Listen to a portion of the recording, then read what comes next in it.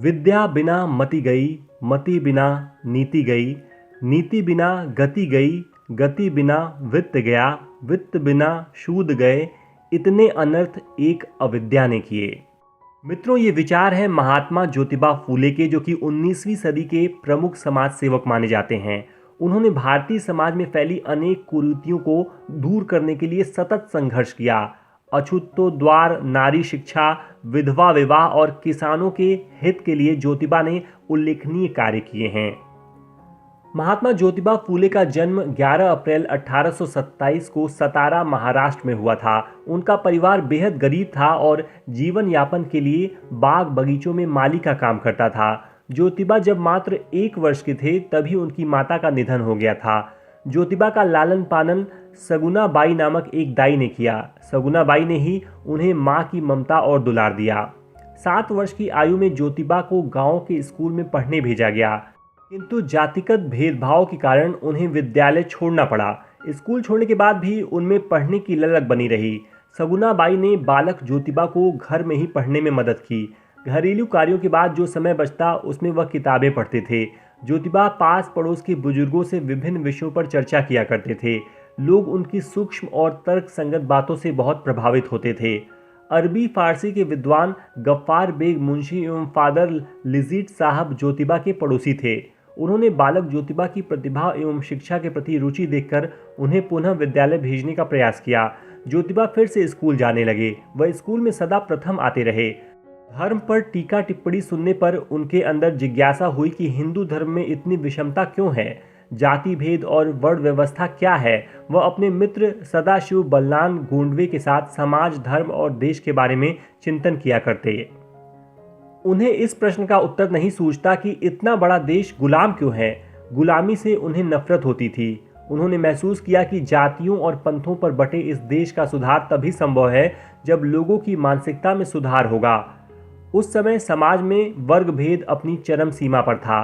स्त्री और दलित वर्ग की दशा अच्छी नहीं थी। उन्हें शिक्षा से वंचित रखा जाता था।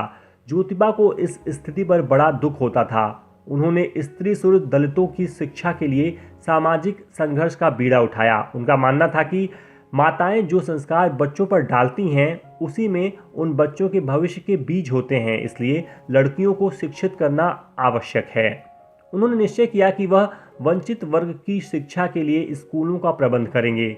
उस समय जात पात, ऊंच नीच की दीवारें बहुत ऊंची थीं। दलितों एवं स्त्रियों की शिक्षा के रास्ते बंद थे। ज्योतिबा इस व्यवस्था को तोड़ने हेतु दलितों और लड़कियों को अपने घर में पढ़ाते थे। वह बच्चों को छिपा कर लाते और वापस पहुंचाते थे। जैसे जैसे उनके समर्थक बढ़े, उन्होंने खुलेआम स्कूल चलाना प्रारंभ कर दिया। स्कूल प्रारंभ करने के बाद ज्योतिबा को अनेक कठिनाइयों का सामना करना पड़ा। उनके विद्यालय में पढ़ाने को कोई तैयार न होता। कोई पढ़ाता भी तो सामाजिक दबाव में उसे जल्द ही यह कार्य बंद करना पड़ता। इन स्कूलों में पढ़ाए कौन, यह एक गंभीर समस्या थी। ज्योतिबा ने इस समस्या के हल हेतु अपनी पत्नी सावित्री को पढ़ना सिखाया और फिर मिशनरीज के नॉर्मल स्कूल में प्रशिक्षण दिलाया। प्रशिक्षण के बाद वह भारत की प्रथम प्रशिक्षित महिला शिक्षिका बनी। उनके इस कार्य से समाज के लोग कुपित हो उठे। जब सावित्रीबाई स्कूल जाती तो लोग उनको तरह तरह से अपमानित करते, परंतु वह महिला अपमान का घूंट पीकर भी अपना कार्य करती रही। इस पर लोगों ने ज्योतिबा को समाज से बहिष्कृत करने की धमकी दी और उन्हें उनके पिता के घर से बाहर निकलवा दिया। गृह त्याग के बाद पति पत्नी को अनेक कठिनाइयों का सामना करना पड़ा, परंतु वह अपने लक्ष्य से डिगे नहीं। अंधेरी काली रात थी, बिजली चमक रही थी। महात्मा ज्योतिबा को घर लौटने में देर हो गई थी। वह सरपट घर की ओर बढ़े जा रहे थे। बिजली चमकी तो उन्होंने देखा कि आगे रास्ते में 2 व्यक्ति हाथ में चमचमाती तलवारें लिए आ रहे हैं।